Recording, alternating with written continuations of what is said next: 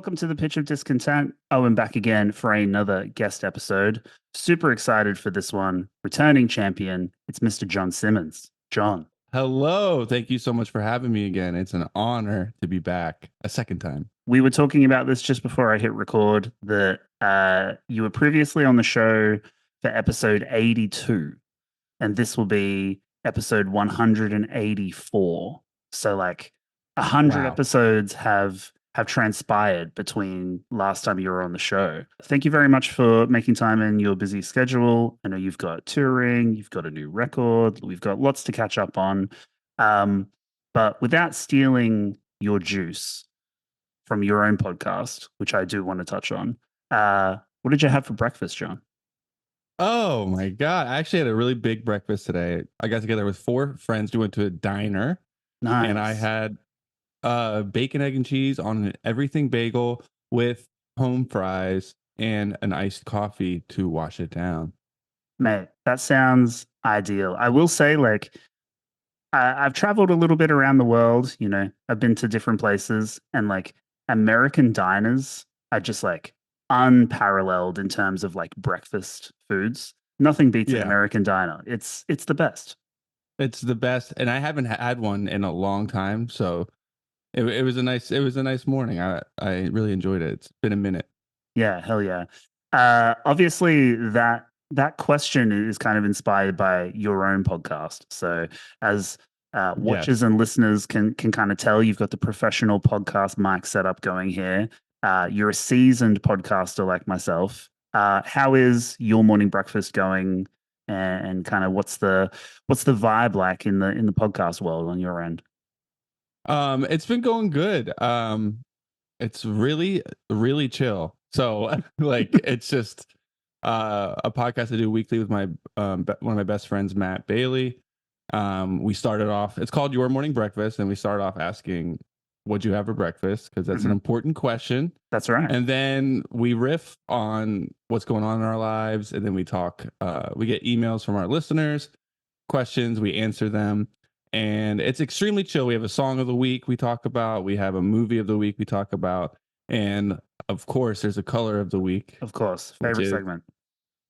Thank you. It's a big, big hit. But yeah, everything's going great with it. It's just for fun. We don't really take it seriously. It's very like lighthearted and not. Yeah, we just try to keep it light and fun. And it's just really chilling. So it just feels like you're chilling with us. Yeah. I was telling you last time you were on the show, but I'll kind of repeat it for new listeners, that it is one of my favorite, almost like guilty pleasure podcasts, because it does feel like you're just kind of hanging out with friends. And the listener questions and the like submissions that you take give it like this talk back radio quality, which I kind of like. So, you know, if you're after like serious, hard hitting podcasting, like you can find that elsewhere. But if you just want to chill, you just want to hang out, Your Morning Breakfast is the vibe. Yeah, we try to goof a lot, you know. Lots of goofs, lots of riffs. But thank you for the plug. I appreciate that. You're very welcome, mate. That's what we do.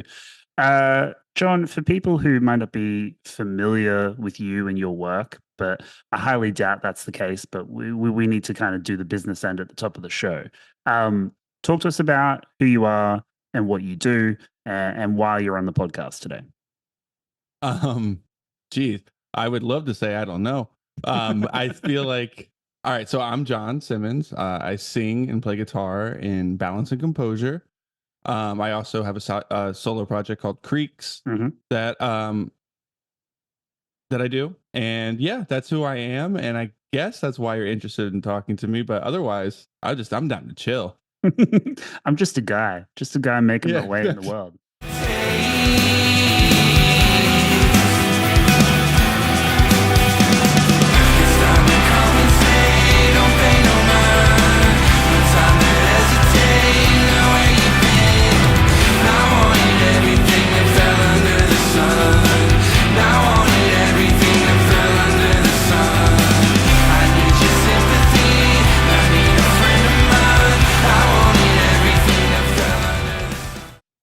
For most of our listeners, and at least the people who kind of tune in regularly to the show, they're going to be familiar with you and familiar with your work.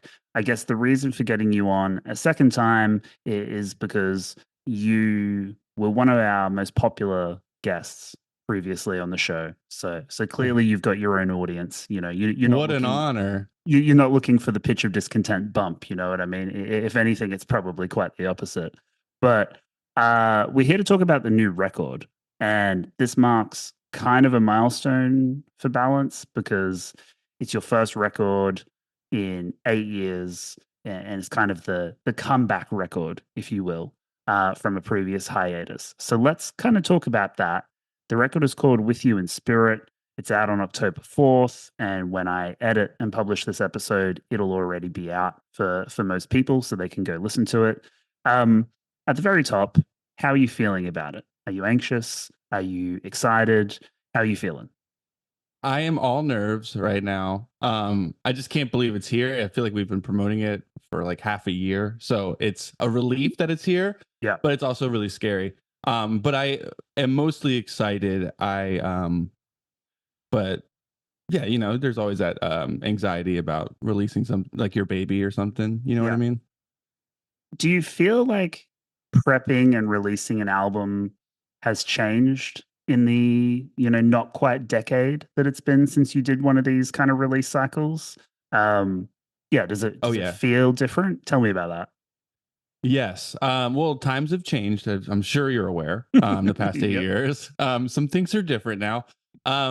So like we haven't put out a record since 2016, I think. And now like what I'm learning is you have to drop a lot of singles more than we used to. We used to do two or three, then the record would be out. But this time we did like 5. Yeah, like half the record is out. Yeah, which personally I'm not a fan of. And but there's really like our label did break it down to us, and like this is how you get people to listen in this day and age, in the streaming age. Like this is how it is now. So I've accepted that, and you just got to do what you got to do. And so we've released a lot of singles, which has kind of been exhausting, and I feel like a little nauseous talking about myself so much or like promoting myself. Sure. It's just a lot, but the label's not making us do TikToks or anything like that. You know what I mean? So like, I can't really complain. They're giving us money to make music videos that'll live on forever and on the web. So it's cool. I've learned to embrace it, but it did turn me off a little bit because I do like the idea of listening to a record in full for the first time. There's a romance to that I really love, but I just don't think most of the world works that way anymore. It's kind of single song by song basis. So it's been an adjustment, but it's kind of cool. And I think it's working. Like I feel like a lot of people have responded really well with the singles, and yeah, I'm happy. It is different, Yeah. I think I have a couple of kind of notes to that. So like as a fan, I like the idea of getting a decent kind of slew of singles because it allows me to kind of, one, have new music and have new things to listen to, but it also kind of keeps it fresh at the top of my mind. And like, particularly doing this show and like talking about new music every week, like I listen to a lot of music. So a lot of the time, like I'll listen to a record and I'll be like, wow, that's a great record. And then a couple of weeks later, it's already been buried by like 20. That's an excellent point. 20 other records, right? So like keeping it fresh at people's minds and kind of like, I guess like pushing it into the algorithm kind of makes sense to me. And I'm sure they've probably got like stats and stuff to kind of like back that up. But on the other side, like I am very much a holistic full album guy. I love to listen to a record front to back. And particularly with your band, with Balance, I enjoy those records so much as a front to back listen. Throw it on the turntable, do some stuff around the house, vibe out, and kind of listen to the whole thing. So having listened to the new record in full, which is fantastic, by the way, congratulations. Thank you so much. I will say that like there is an extra element in having already heard the singles, but then hearing where they sit in the full record, if that makes sense. That's cool to hear. Yeah, the sequencing aspect, which, I've talked about to death on this show, like I think it is very much a lost art. And I think people don't seem to curate an album in terms of sequencing as much as they might have done in the past, whether it's because it's more about singles, it's more about playlists, it's more about placement. Like the album as a whole seems to be a little bit of an afterthought. But I would say that your band and this record is very much not that at all. I can see it as a holistic work, as a cohesive piece of music, and those singles fit perfectly in the curated vibe of the record. Oh, thank you. Yeah, I take sequencing very seriously. It's a hard thing to do, but you gotta Yeah, create the roller coaster ride of the album, and yeah, that's what's so fun about it. But to your point, that is true. Like, people have seen our name most of the year because of so much promoting of the new songs, yeah. and I guess that keeps you in people's heads throughout the year, even if I feel annoying. You know what I mean? That that's really that's actually a fair point too. Yeah. I also have respect. There's I'm sure a handful of listeners who have told me that they're not listening to the singles and they're waiting for the whole album, which is Mm. super cool, which I respect deeply. So shout out to them. Those are Yeah. the I, real I, ones. I But yeah, wish I wish I had that kind of restraint. There was yeah. If I like the band, like, there's no way. I'm definitely listening. I see a new single from Balance and Composure. I'm not blue balling myself over that. I'm gonna listen to that fucking thing straight away. So yeah, Yeah, I'm with you. respect to them. That is a level of commitment that I simply do not have. Yeah, me too. I'm with you. I guess before we dig into the album proper and kind of go through some of my favorite tracks and some of the lyrical stuff, let's let's catch up in the world of John, because you've been doing a bunch of stuff since we last spoke. So your previous episode came out August 2023, following the release of Too Quick to Forgive, the kind of like two track that you dropped to kind of announce the band getting back together and doing stuff. So, what kind of happened in your world since then? There's been some moving across the country. You've been touring. You've obviously written, recorded a new record. Like, catch me up. What's life been like for the last 12 months? Yeah. So I moved back to Pennsylvania in December of last year, Hmm. and I've been here since then. Kind of buried myself. I'm not working a job right now, which is scary and difficult. But I kind of buried myself in the music making process for this album. Yeah, Um, Worked really, really hard on that. So that's been done for, I want to say, like 6 months now. So now I am still jobless, but gearing up for tour. We played some festival this summer in the UK. I went to Greece with my man, girlfriend and her family. That was amazing. I'm sure that was beautiful. Yeah, that was a trip of a lifetime. I loved that. I was very lucky to go. And now I am working on a new Creeks record, which is my solo project. Ooh, And exciting. so yeah, I'm in that world right now, and I want to continue that when I get back from this Balance tour. Nice.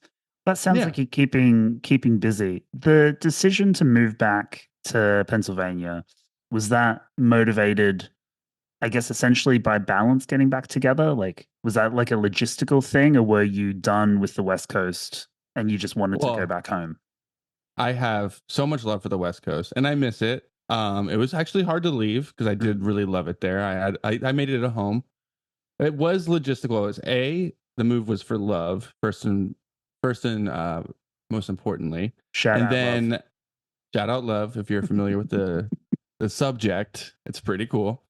And then it was logistical for Balance, but as soon as I moved here, the two of the members, Dennis, our drummer, moved to Portland, and Andy, my best friend and our guitarist, moved to Pasadena, which is LA essentially. So You guys switched um essentially. It was like, thanks, exactly, John, we I'm out. swapped. And I took that personally, to be honest. As like, I get close to you, you want to move away. I understand. But um so yeah, so it was logistical move, and then that happened. So we're kind of a mess right now, but we're figuring it out.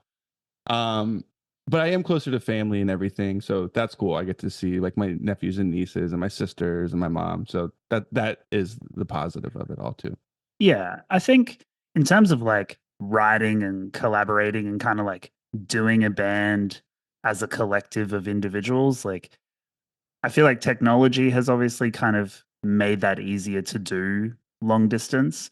And particularly like COVID just kind of accelerated all of that. So, like, obviously, we're doing this podcast like long distance. So, I mean, like, that sort of stuff is relatively easy to do now. So, like, aside from having to be in the room together to like practice and write and record, like, you can do a lot of the band stuff spread across the country relatively Yeah. easily, right? And what's pretty cool is Will, our producer slash engineer, he made it possible for the guys who moved across the country to be able to stream our session. So like they can hear everything we're recording and stuff if they want to tune in, if they're free and like available at that time. Like they could just hit this link and they can just hear what we're doing on there, which That's is pretty sick. cool. I didn't know that was a possibility. I'm a little behind on my technology game, but that was pretty cool. So we did do that a couple times, which is sweet.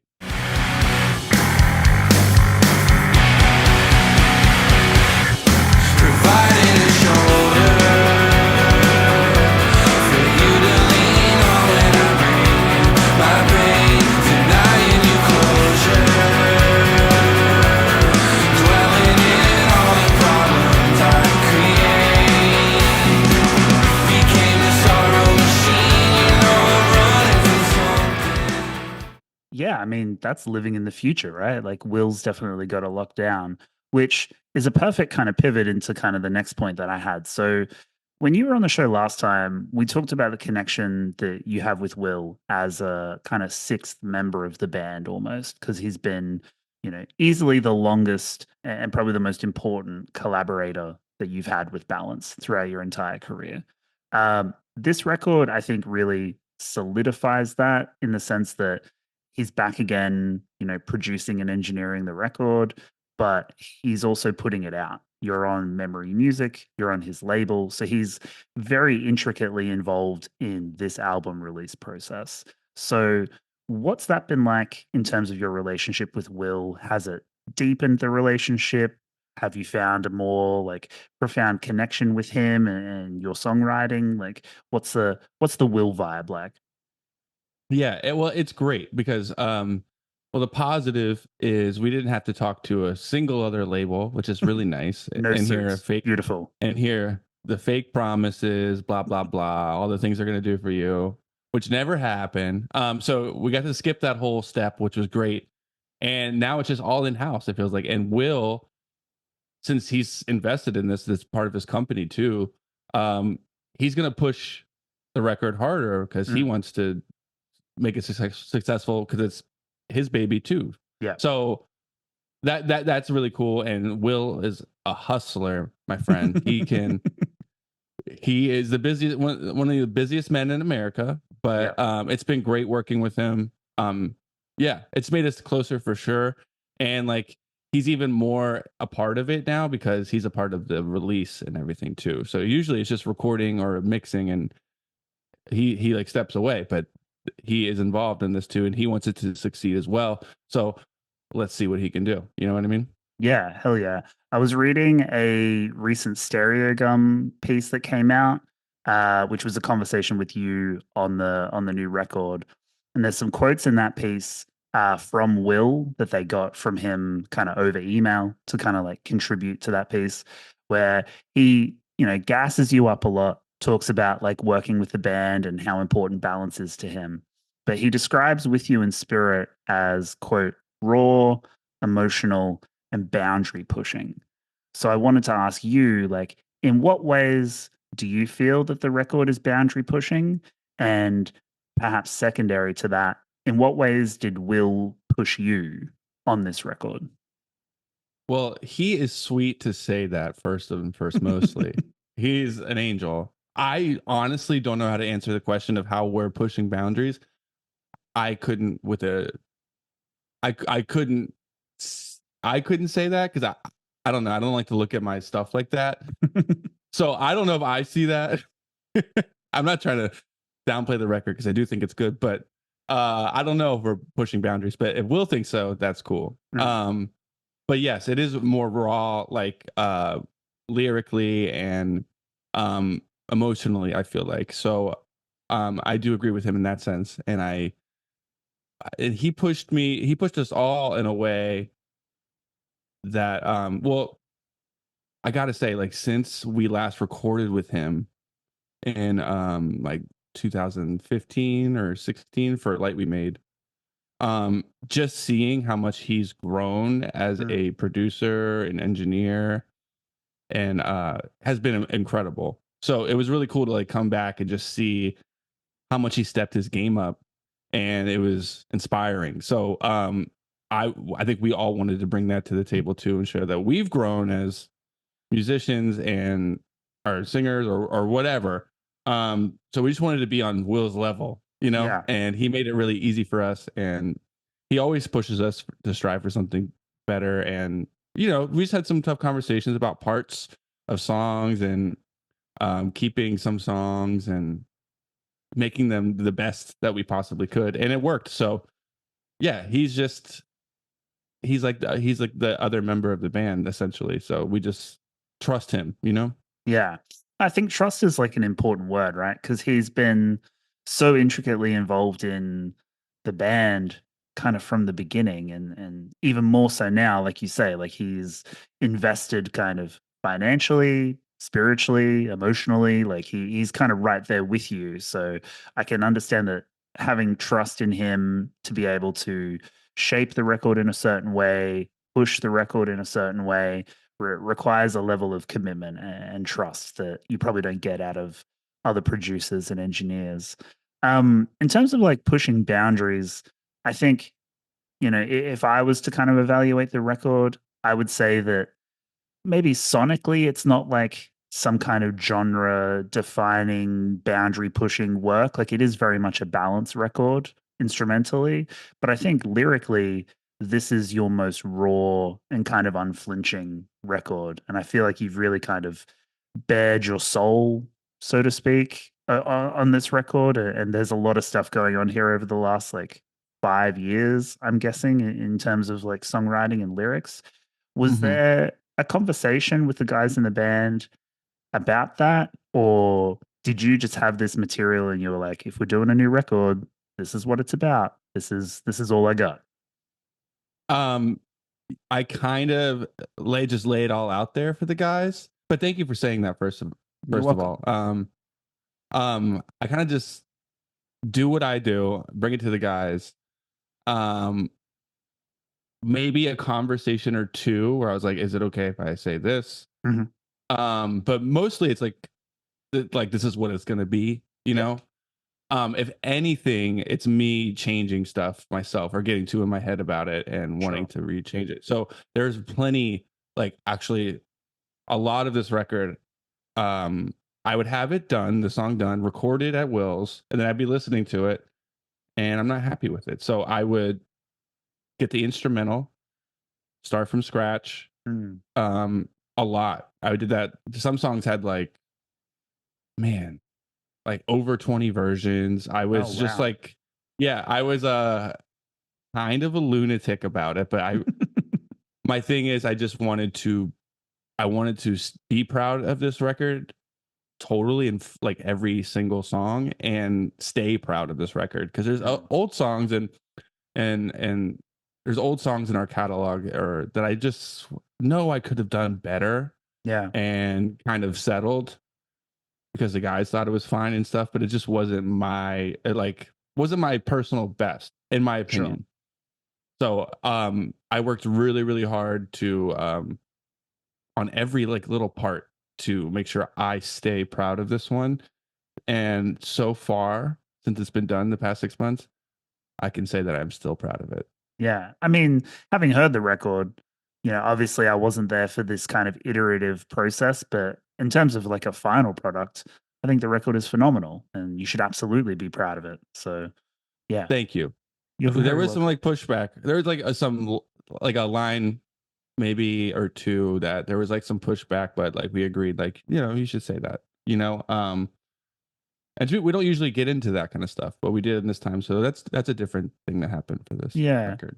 I mean, at the end of the day, like it is a collaborative, collective exercise, right? Like you know, as someone who kind of does their own solo material, like you have Creeks records, like that is very much like the John show, right? Like you get kind of Yeah. final say on anything that's happening in Creek's world. Whereas with Balance, like it is, I would think, somewhat of a democracy. You kind of have to get, the majority vote. Everyone is happy with it. Off you go. So in terms of contributions, the kind of obvious point to note is that you have a new drummer in the band, Dennis Wilson. Yes. What has it been like riding with Dennis as kind of a newcomer to the band? And I guess, how do you feel about his contributions to the record? Did he have, any particular ideas or anything that kind of contribute to With You in Spirit? Oh yeah. So he is a miracle. He's responsible for the rebirth of Balance, really. Like, Oh, wow. I just feel like it's like night and day with him, like compared to how it used to be. Yeah. So we started writing these songs with him, and we just realized this is so fun, and he is such like a team player. He's down to try anything. And yeah, so it kind of, if it wasn't like that, we wouldn't do this, because I don't know. He's just been such a great contribution to the band. He's down to try anything, and he's fun to work with, and he's an excellent drummer. And it's just been, it's like we've entered a new era or something. So it's like, it just feels really right. And yeah, he's like one of my best friends. So it's wonderful. Yeah, that's great to hear. I think you kind of saying that this is a new era of Balance is giving me food for thought, because like in preparation for this chat, I've kind of been going through the back catalog. Yesterday I got all the old records out, put them on the turntable, and was kind of returning to that feeling I had hearing these records for the first time. But in my head, in that overly intellectual way that I'm guilty of doing too much for this podcast, I was trying to think of like, what's the overarching theme for Balance and Composure? Like, what's the thing that ties all of these records together, apart from being, the same individuals kind of making these records, right? And I think at the level of theme, I really think that at the core of it, all of these records are about connection, right? They're about finding a level of human connection and interaction with people, whether they be It's spiritual as well. and Yeah, spiritual as well. Yes. Yeah. So I really do want to get into that. But I think even just at the level of the title of the records, right? Like there seems to be this tension in your songwriting between presence and absence. Like the first record is literally called Separation. The follow-up is The Things We Think We're Missing.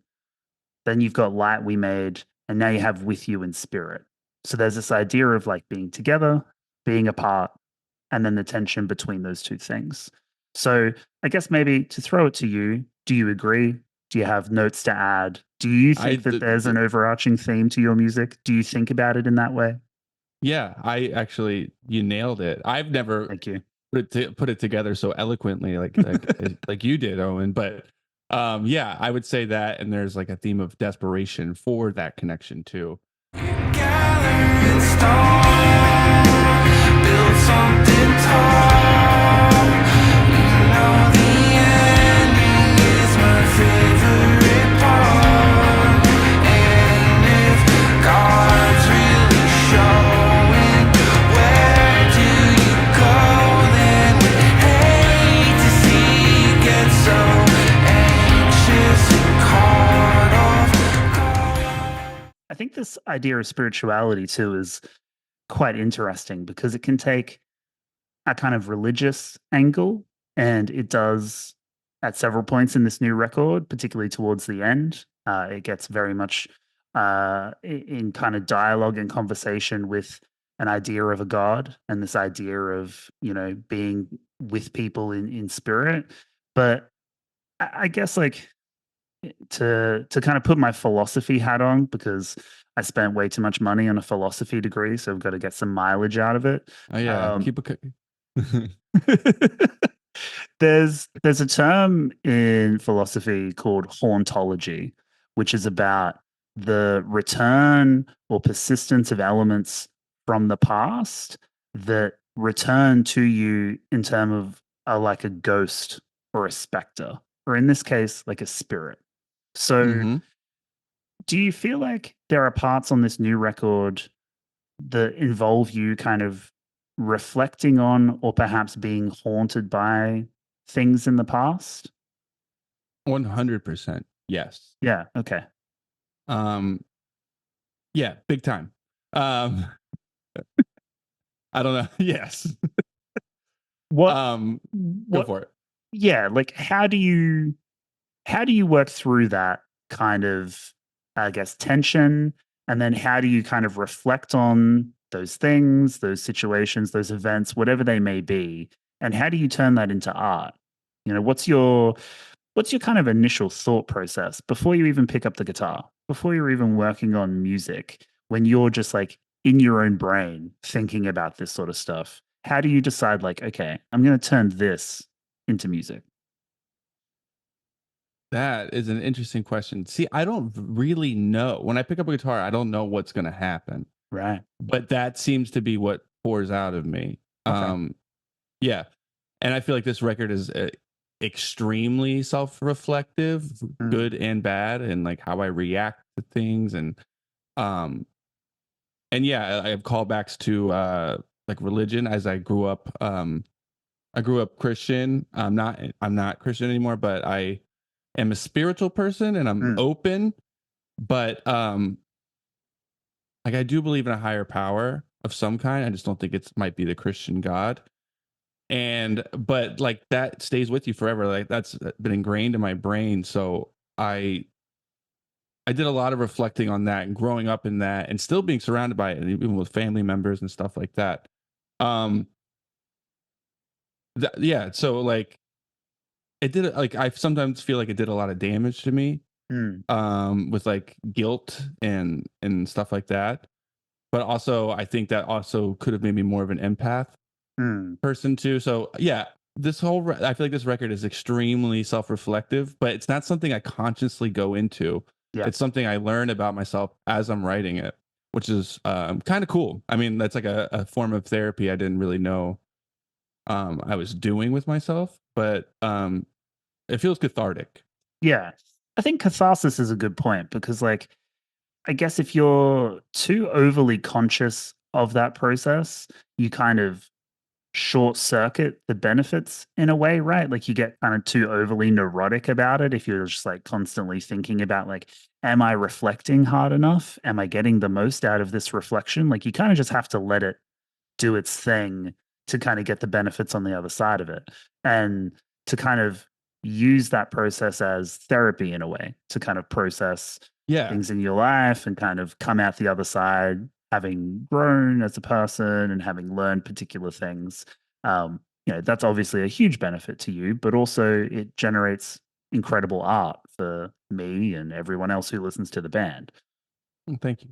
Yeah, there's things that like I didn't even realize till I hear the songs back, and I'm like, oh, there's growth there in me. Like I don't know. I kind of realize it afterwards. I Yeah. write what I'm feeling in the moment, but I don't really like comprehend it or understand it until afterwards. If that makes Yeah. sense. No, that makes perfect sense to me.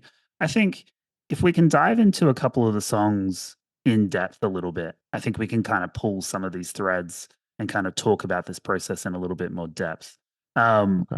One of my favorite songs on the record is kind of the first kind of track proper. Like, there's a little bit of a moody kind of like intro piece that kind of sets the tone of the record.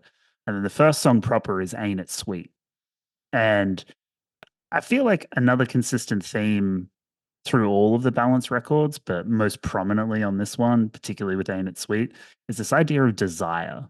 And here, I think the raw and unflinching quality that we talked about with your lyricism is really kind of front and center, because we've talked about this in the previous episode about how some of the older material was perhaps a little bit vague and abstract with the lyrical kind of metaphors and stuff that you were using. Whereas I Mhm. feel on this record, part of this growth that you're talking about is just being confident in being direct and kind of just saying how you're feeling and just kind of putting it out there. You don't feel the need to kind of dress it up, perhaps. And Yeah. on Ain't It Sweet, like you're literally talking about being consumed by desire. And you use the metaphor of a spontaneous combustion and all of these kind of like fire motifs and stuff. So talk to me about Ain't It Sweet? Like this idea of desire, like where were you at when you were writing this one? Okay. So Ain't It Sweet is basically the way I would word it is me. So I always struggle with thinking I don't deserve good things to happen to me. Mm-hmm. And desire plays a big part in it. And like I struggle with accepting that like I just feel like I don't deserve good things a lot of the time, which is a problem for sure. Pray for me. No, but so this song is about like trying to accept love, and I've always had a hard time with that, and kind of staring it like directly in the face and trying to letting it consume you, let it be what it is. It's love. Like I don't know, thinking you're on this earth for a short amount of time, like that in love is like one of the best things, is totally the best thing you can ever experience here. So it's me grappling with feeling like I deserve that and love that, and I feel like I've tried to push it away so many times. I'm looking over my shoulder for it, you know what I mean? Like, so I feel like that song is me trying to grapple with feeling like I deserve and accept love. Yeah. Again, this kind of circles back to what we were talking about with being haunted, right? Like having this feeling of like you're not deserving of love and affection. So you have this constant kind of shadow kind of hanging over you at a romantic and emotional level. So pushing through that, I see a kind of lyrical connection to one of the singles off the record, which is Sorrow Machine. Because on that song, you're using similar type language with fire and burning metaphors. There's a lyric in there where you literally say that your heart is a book of matches. So, like, I guess, do you see a couple of threads and connections between songs on the record? And did that come about? Sure. Did that come about consciously, or was that just like a thing in the moment where you're sequencing things out and you're like, oh shit, those two are kind of connected? It's something, it's like a happy accident. Yeah, it's a happy accident. That's what I would say for sure. But I find that cool. Like I'm like, oh, it's where my head was at. I don't know. I kind of like when that shit happens. Yeah. The next track I wanted to talk about is my favorite on the record. And in terms of the sequencing stuff that we were chatting about, having it kind of as the centerpiece almost of With You in Spirit, I think was an inspired choice because it's kind of like the peak, you know, like you feel like you're climbing and climbing and climbing to the record. But I'm talking about Believe the Hype. And I feel like for me personally, it's like a top 3 all-time Balance song. Like, thank you. You're very welcome. The other singles are fantastic and the whole record is great, but Believe the Hype is like just fucking incredible. And like every time I listen to it, I get goosebumps. I feel like I'm in my early 20s again, listening to the band and just being genuinely stoked on music and art. You know, it does, is so cool. It does, like it sparks this kind of like nostalgic quality in me. I don't even really know how to describe it, but just a really good fucking song, first of all. Thank you. You're welcome. There's stuff in here that kind of dovetails from the conversation about desire. And Believe the Hype, you're talking about finding a solace in yearning, which is a different way to describe desire, right? Like yearning for certain things in your life, trying to find meaning and purpose. But also in this conversation around love, you talk about a tension between lust and passion. And again, being haunted by times in your life where you may have mistaken lust for passion, for real, earnest kind of love. you also kind of dip into a little bit of masochism, talking about a fetish for suffering. So Mhm. talk to me about all of that stuff. What's going on in Believe the Hype, and where was your head at when you were talking about, or maybe reflecting on some of the stuff in your past with love and passion and lust? Yeah. So Believe the Hype is my hot mess of a song. I feel like Aren't they the best that's ones? me being a hot mess. Um well, like that song came about I wrote it like a few years ago.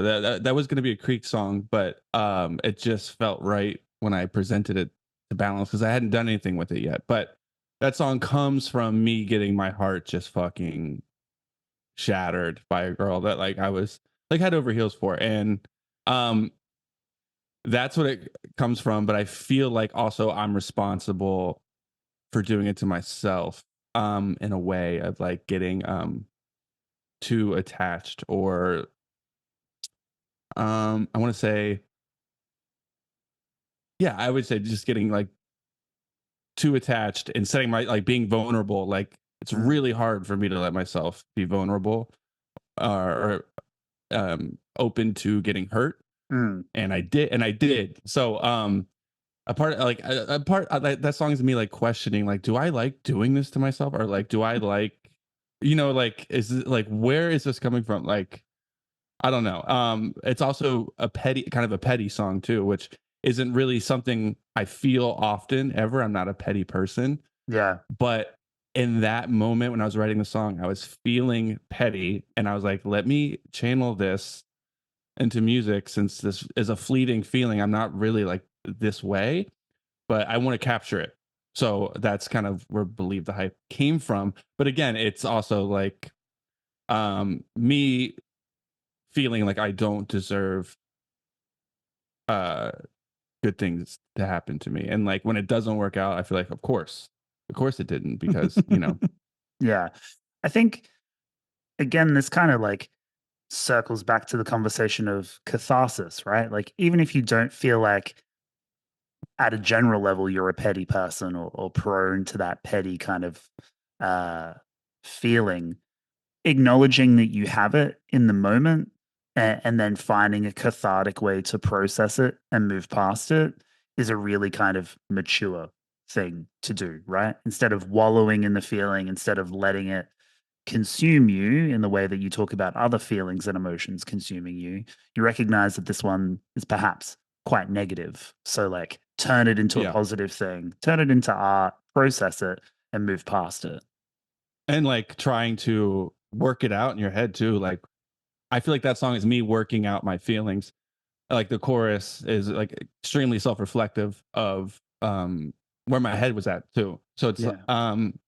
like I guess the verses are me like laying down the situation, but also being open and honest with my feelings. And then the chorus is me kind of and the outro um is me like dissecting what I'm feeling in the verses. Yeah. And I think this is kind of the element that I pick up on the record in terms of just kind of an emotional kind of growth that naturally just comes with age, right? Because this is, 8 years between records. You've definitely grown as a person. You've had life stuff thrown your way, so naturally you've grown from those experiences. But if I think about times when I've been a hot mess, when I've had heartbreak and breakups, like, they feel like shit in that moment, but Mm-hmm. working through it is kind of recognizing your own copeability in that process. Like, it really does take two to tango, right? So, like, even though Yeah. you could feel like, oh, I'm the victim here, I've had my heart broken, I've had my shit stomped on, you know growing is kind of like working through that to be like, okay, well, like, maybe I didn't handle things perfectly, maybe I did the wrong thing, maybe I was too vulnerable, too attached, whatever. Yeah. Like, how do I kind of accept my own shit in this to kind of like Mm-hmm. move forward and take something positive out of it? So, even though it might seem like a hot mess, John, there's a growth and a learning John in there as well. I think so too. So thank you. Yeah. I feel like and then like I noticed I like at the end of the song, I'm like apologizing for feeling this way too. And Yeah. like, I don't know. It's a complicated one in my head, but yeah, I had to get that out on paper. I'm Yeah. glad I did. I do really like that song. And I mean, just like instrumentally too, like one of the heaviest, kind of hardest hitting songs on the record, like one of the rockers, for a lack of a better term. And like Yeah. those are always my favorites, like when you guys really kind of just lean into that. Me too. Excellent. In terms of the connections to other songs on the record, kind of like what I was talking about with Ain't It Sweet and Sorry Machine, I feel like the inverse of Believe the Hype is Cross to Bear. Do you kind of see that connection? Do you see it in that way? Yeah, sure. I 'Cause do. Cross to Bear kind of, again, kind of feels like you're tapping into that pettiness a little bit. There's an inverse of kind of like, rather than like riding for pain and Believe the Hype, there's a notion of kind of like wanting to inflict pain on others, not necessarily doing that, but acknowledging Yeah. that you feel that way. So I do kind of see this retributive quality in Cross to Bear, whereas in Believe the Hype, it's almost like apologetic. So there's kind of like a duality there. Yeah, exactly. I agree with that. Yeah. Okay. You're very Nice. good at this. You're very good at this. Thank you. Thank you.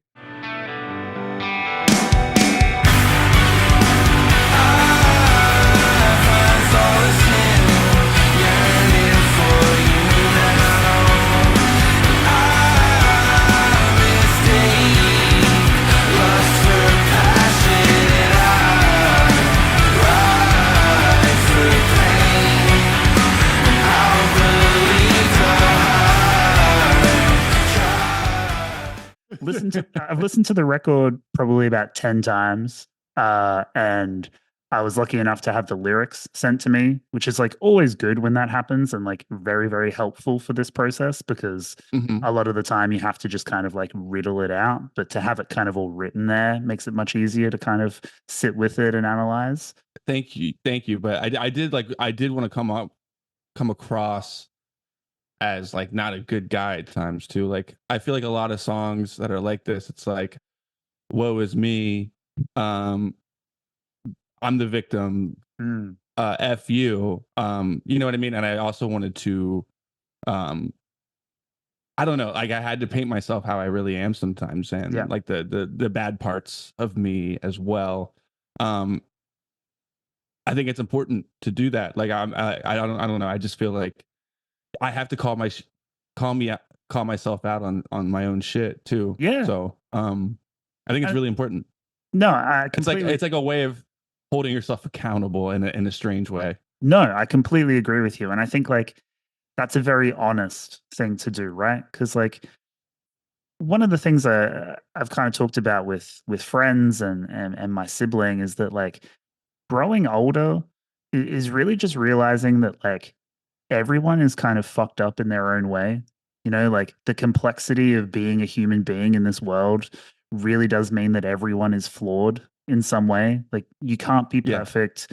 There is no like, you know, absolute moral virtue that people can kind of adhere to. Like people are fucked up in their own ways. And like for me, it was a realization of like just kind of getting closer to my parents, right? And kind of realizing that like I love They're them. people. Yeah. They were great, But they but are people. But they are Yeah. people and they have flaws. And like how I perceive them is not necessarily how other people perceive them, because they're just strangers to other people, like strangers are to me. So, I mean, like, you know, I'm in my mid 30s. I turned 36 over the weekend. So, like, maybe I'm having an existential crisis of sorts, but that's stuff that's just been floating around my brain. But I think what you were Me talking. too. I'm 35, so, and happy early birthday, by the way. Thank you. Thank you. But no, like that is part of what's going on this record, right? Is like holding yourself accountable and acknowledging that you are a complex person. Like you are going to be, you know, lustful. You are going to be petty. You are going to be apologetic. You are going to be all of these different things. You know, Jon spans multitudes, and you get a glimpse of all of that on this record. And I think that's a beautiful thing. Yes. Thank you so much. Yeah. Like I said, it's like just a big self-reflection piece, I feel. Yeah. lyrically. Yeah, and I guess like the final two tracks that I want to talk about are the two that close out the record. You've got Closer to God and the title track With You in Spirit. And on the first couple of listens, I was a little bit, I don't want to say perplexed by these, but I was trying to kind of figure out where they came from a certain Okay. kind of perspective.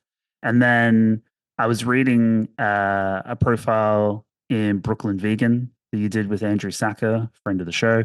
And there's some stuff in there about your connection to your parents and some health issues and stuff that was happening in your life during the writing and recording process of this record.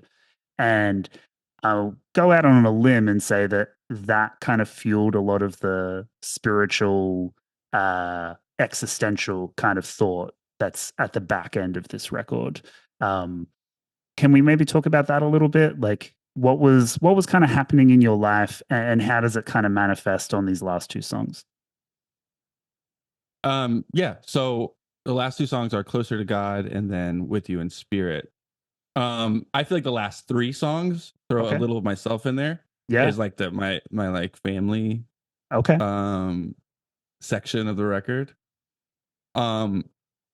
Which is difficult to articulate, but so I'll start with the last song. Sure. With You in Spirit is about my overwhelming guilt of how I handled with my family. My mom had lung cancer. She has beat it since, so we're all good there.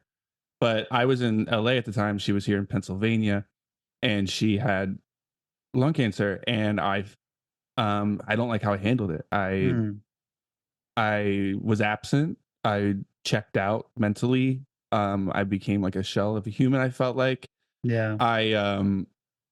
I love my mother like more than anything in the world, and I just couldn't deal with it. I couldn't, and I didn't come and help until towards the end, but since she beat it and everything. But I felt like a bad brother to my three older sisters. I felt like a bad son. I don't know. I just like, I feel like I really didn't, I wasn't there for her. And that like eats me up. So I wouldn't say like I was a dick or anything. Like I wished, like I stayed in contact with her. I just wasn't there physically. I wasn't present and helping. And I really hated how I handled that. So that's what that song is about, essentially. And a little of myself is about my father. So my dad, who I was never close with, actually a really complicated relationship, a lot of turmoil there, a lot of that throughout my life. There's many songs about my father and I. So I feel like he was absent my whole life, but he was diagnosed with ALS a couple years ago, which is like it's basically, I don't mean to be harsh, but it's like a death sentence disease. Like you will die. So he is like on his last leg of life currently right now, and I became completely overwhelmed with like the fact that I need to help him. We are not close.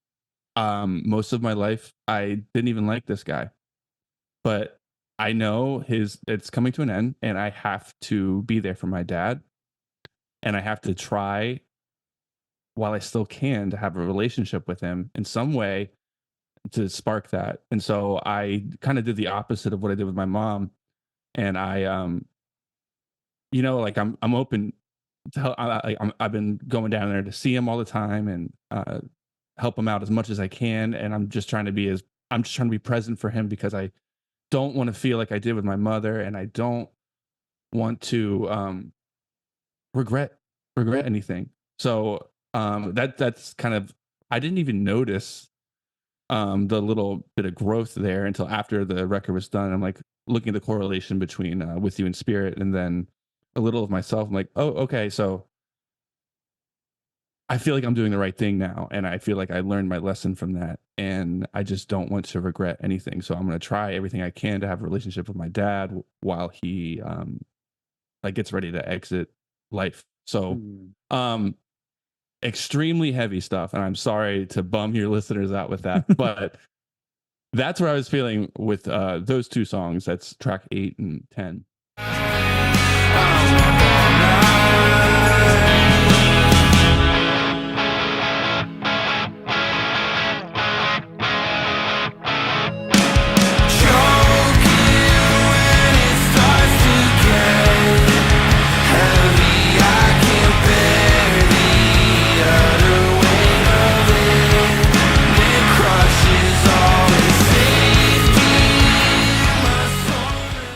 Yeah. I mean, thank you for sharing that. I know that that's kind of heavy and personal, but I think that provided so much extra context for me to then kind of go back to the record and really kind of pick up on a lot of that stuff sprinkled throughout the record, but definitely at the back end in those 3 songs like you mentioned. Yeah, on a very like personal level, just for me as a Balance fan, that resonates so much because I have uh, a lot of family kind of medical stuff in my life as well. Like my dad has had cancer 3 times, and the treatment for that has kind of resulted in him having like brain degeneration and mobility issues and stuff. And like Whoa. he's in his 60s. Terrible. Yeah, and he's in his 60s, but he looks like he's in his 80s, you know, and he's really just like reduced his quality of life to the point where, you know, he can't do the things that he wants to do, and he is essentially just kind of riding out the rest of his life and trying to have as comfortable a kind of end as possible. And then, you know, that all kind of happened during COVID. So like just like a really like turbulent kind of period to kind of deal with a lot of that shit. And then my mum got cancer as well. So, and she's currently dealing with that. So like this idea of like all of this shit happening in my life, I also had a lot of the same feelings about like not feeling like I was present enough, like not living with them to take care of them. And, you know, my wife and I have since moved like across the country. So we live in a different state now. And I have those same feelings again of being like, am I a shit son for not kind of uprooting my life and going to live with them to kind of help them through this like shitty period of their life? And I don't know, like the songs speak to me on a completely different level, having known your context and how it kind of parallels mine in certain ways. Yeah, I know it's heavy and personal, but I think that context is really important. It really does expand what you're doing on the record in different ways and in ways that I really appreciate. Oh, well, thank you for sharing that. And I'm so sorry to hear that. But that's okay. I feel like it's important to talk about, even though it is a big bummer, but like I think it could help somebody. And that's kind of what it's all about. You know what I mean? So I was just trying to be really vulnerable about that. So man, I'm so sorry to hear that. Oh, dude, that's okay. Like Tough. It is what it is. And like, it's one of those weird things. Like, you know, my dad has been dealing with his cancer stuff since before I was born. But I mean, like since I was like 8 years old, he's been in and out of like cancer treatments, radiation treatments, all that sort of stuff. So it's been like a fixture of my life for 25 years or more.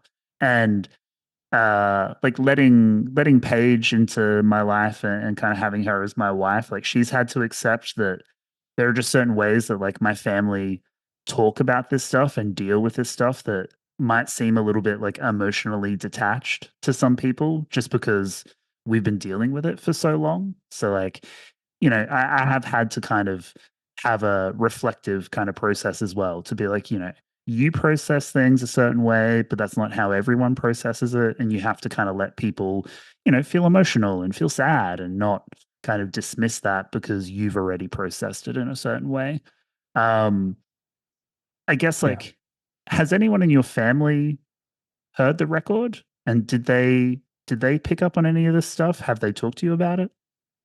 They have not heard the record, and I'm not really comfortable with showing them, and they can find out on their own. Or Okay. the way I want to approach this. I'm stressed about this. Actually, this is probably one of the main things I'm stressed about with releasing the record. Is Right. if there's like tough conversations with my family afterwards. Mm. Yeah. So I want them to listen on their own, or maybe don't even listen at all. I don't know why. I don't know why I feel that way, but maybe them put the dots together, or put it all together themselves. Sure. That's kind of how I feel. But no one's heard it yet. So is that different to other records in the past? Like, have they been kind of super involved with listening to Balance records in the past, or is that kind of? Yeah, and also like I feel like since I've gotten older, I don't like showing people my music like in front of them or something. Mm. You know what I mean? I don't No, like. I understand that. I used to like show my friends. They would all hop in my car. They would listen to their new record or something, or like my family too. I would show them like, "Mom, you want to hear the new record?" She's like, "Yeah." For like, but I cringe at myself now when I try to do that. Yeah. Like, I don't know. I don't. I think they have to like listen to it on their own if they want to. I don't want to force anyone to be like, "Yeah, you like it? Tell me it's good." You know what I mean? Like I feel like a phony when I do that. And Sure. And I also feel like we've been doing this a long time. I've had a lot of records come out, and I'm just like, they don't need any more of this from me. Like they can, you know what I mean? They can check it out. They're on their own. Yeah. I guess kind of to wrap up the conversation here a little bit, like as I've kind of touched on it several times here and kind of belabored the point, like I think the new record is fantastic. And it is such a welcome return for me to hear you guys doing this again on a full length and kind of resurrecting the band in old ways, but also new ways, which is always exciting. To kind of close, I wanted to kind of ask you, like, we've been talking about all the ways that you write this music and these songs for yourself and to kind of process things in your life and reflect on things. What would you want listeners to get out of With You in Spirit? If you had to think about what's in it for them, what are you hoping that they get from the material on the new record? That is a deep question. Well, I hope it can help people. I want people to realize you don't want to live with regret. And I think it's really important to be there for the people in your lives when they're there and to appreciate them and be grateful for what you have. I think that's important. And although there are a couple themes on the record, I feel like that's the most important, is to savor what you have with the people who love you and let it in, like let love in, and just appreciate it, Yeah, I think that's beautiful, and that's a perfect sentiment to kind of to close things out. So With You in Spirit should be out in full by the time people are watching this. So I implore everyone to go stream the record, run the numbers up, get Jon paid, go watch the music videos, go to the shows, buy the records, do all that sort of business. I'll put links in the description for all of that. Jon, thank you so much for coming on the show. Second time. Thank you so much for having me. I hope you had a good time. I had a great even though we talked about some dark stuff. I hope you had a good time. The dark stuff's good. It just makes the light that much better. Yeah. Oh, well, thank you. And thank you for the kind words on the record. And thanks for covering us. That means the world to us. We won't forget that. So hopefully when we're in Australia next time, you can say what's up and we can hang. Dude, I would love that so much. And I'm very eager for you guys to make a return down under. The last time here was super sick. So yeah, can't wait. Awesome. Well, it's been a pleasure. I really appreciate it. Awesome. Thank you, Jon. Subscribe now to the Pitch of Discontent Patreon to receive access to extended cuts of our bonus episodes, as well as exclusive behind-the-scenes content, monthly Patreon-only episodes, member-only votes, the TPD community chat, and much more. Go now to patreon.com/TPDpod and join for as little as $5 a month. That link again is patreon.com/TPDpod. Thanks for watching the show.